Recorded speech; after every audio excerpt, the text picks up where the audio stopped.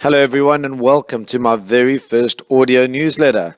Something a little different this week. Decided to branch out and try something new. I'm going to be bringing you my thoughts and opinions on what's happening in the game of golf, from tournament news to equipment technology, coaching news, swing theory, and local golf course news and what's happening on our local golf courses.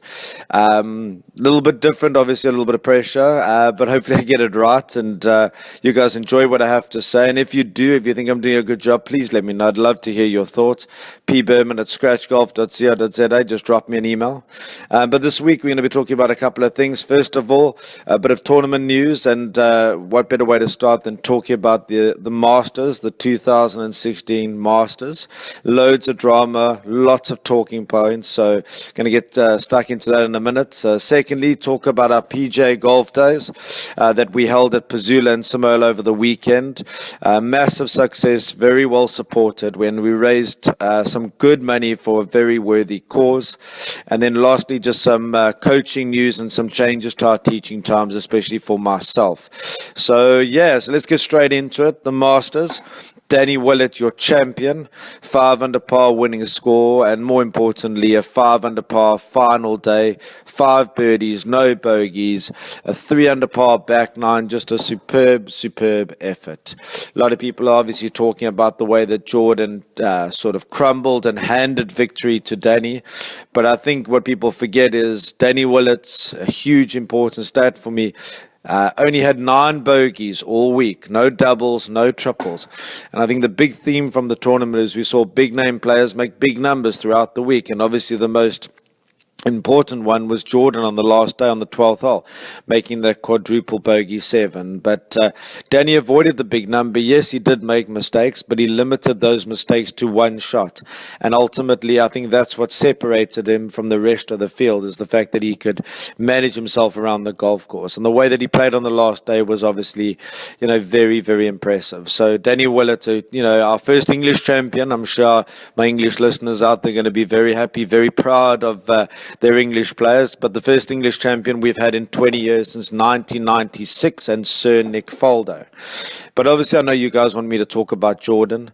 I think first of all we've got to give him a bit of credit and acknowledge the excellent golf that he did play at times. 66 on the first day, and the front 9 on the last day, the way that he made those 4 birdies. And obviously, like many of you, when he got to the 10th tee with that 5-shot lead, in my head the tournament was done. And as we've probably learned over time, things aren't done until they're done, and collapses and heartbreak does happen, and that certainly is the case with Jordan. He obviously bogeying 10, 11, and then obviously the quadruple bogey 7 on the 12th put an end to his Masters dream for 2016. But the manner in which he came back on 13 and 15 with those birdies and almost birding 16 again showed what a true talent, and the way that he can come back when things aren't going his way. So we'll see Jordan again.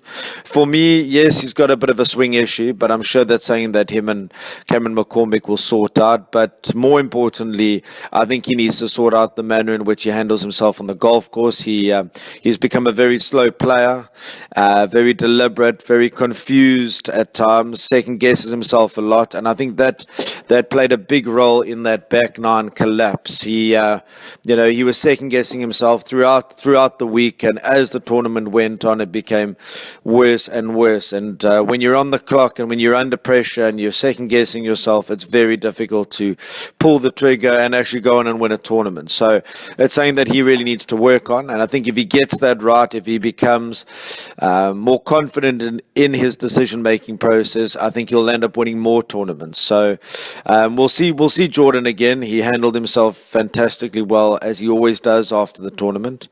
But I think we can't harp on him too much. We've got to give credit to Danny Willett and the fact that he played the best golf, the most consistent golf throughout the week, and very much a deserved Masters champion. But before we leave the Masters, I think we cannot not talk about Ernie Els and the infamous 6-putt on the first hole. Obviously, Ernie's been battling with the yips for a while and seemed to have it under control. But like I said in last week's newsletter, I picked him as a possibility for the tournament. but all dependent on whether his putter would handle the pressure. And as we've seen, it just did not. And it's very hard to watch, an idol for many of us as South African golfers, an idol for us, go through something like that. But, I want to just take a moment to just let you know that we are very proud of Ernie, and especially the way that he handled the media straight after the round, and the fact that he was so honest and open about what he's going through. And he's an inspiration to golfers, especially in this country. And I really hope that Ernie figures it out and finds a way to combat, not cure, just to manage his way around the golf course, especially on the greens, and manages to find a way to beat what he's going through. So for Ernie, it was very difficult to watch. On a personal note, Brandon, obviously not the best of weeks, but disappointing. But again, another player making a big number at a crucial time for him. It was on the 6th hole in the second round where he made a quadruple bogey 7.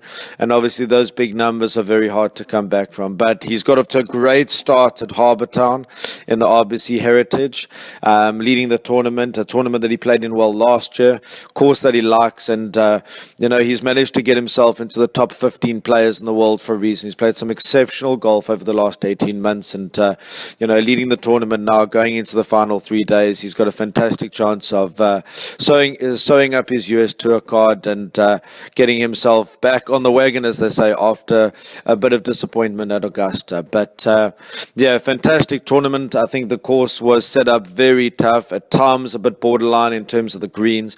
I think with Jordan winning on 18 under last year, the members and chairman got together and said, we don't want these guys tearing up our golf course anymore. So they set up the course very tough. And we saw that with, lots of bogeys, lots of mistakes, especially around the greens. So very difficult, but drama-filled and thrilling 2016 Masters. Second thing we're going to talk about this week is our PGA Golf Days.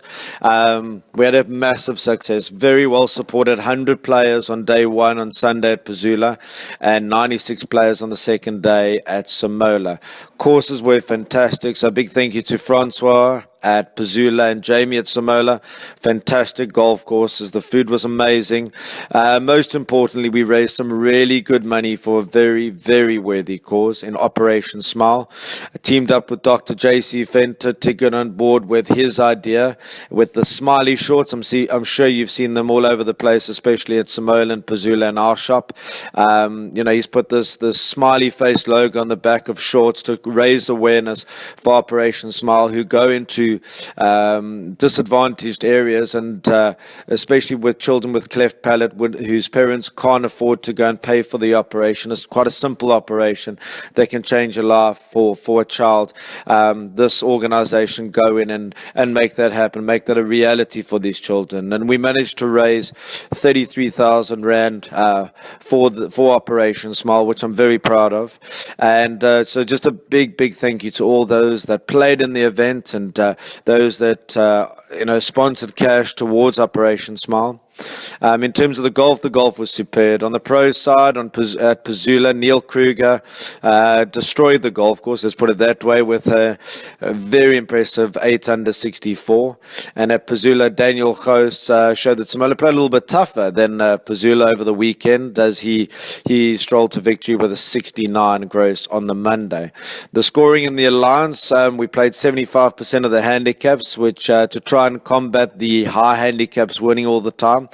Didn't seem to help because the scoring was still unbelievable. I think on Sunday we had 91 points winning, and on Monday we had 90 points taking the title. So a big thank you to all of those that played in the event. It was very, very good. And the first time we've ever done a back-to-back Pro-Am. And, very, very good success. So, last thing I'm going to talk about this week is just some teaching time news, coaching news, should I say. I've just, on a personal level, I've just moved all my teaching times to the morning because we're going to be doing some coaching clinics and some training classes with children in the afternoon. So, for my lessons, please just make a note that all my lessons will be in the morning, Tuesday to Friday. If you'd like to book a time, please let me know. Just drop me an email or get hold of the guys at the shop or at the driving range. And then, just remember to obviously scroll down in the newsletter. Altus is talking about the importance of leg drive and rotation when you pitch. A lot of players just throw the club at the ball when they pitch, and it's very important to turn those hips and drive those legs, especially when you're pitching. The Club Junkies guys having a look at the new Callaway wedge, and then obviously the ladies put together a fantastic look in this week's lookbook. So I hope you guys enjoyed the new audio formats, but different. We'll try it again next week. And for those playing golf, have a good one. For those watching the golf, remember to tune into the PGA Tour, catch up on the RBC Heritage at Harbour Town or the Spanish Open at Valderrama. And those playing, obviously, have a fantastic weekend on the golf course. And we will chat to you next week. Have a good one.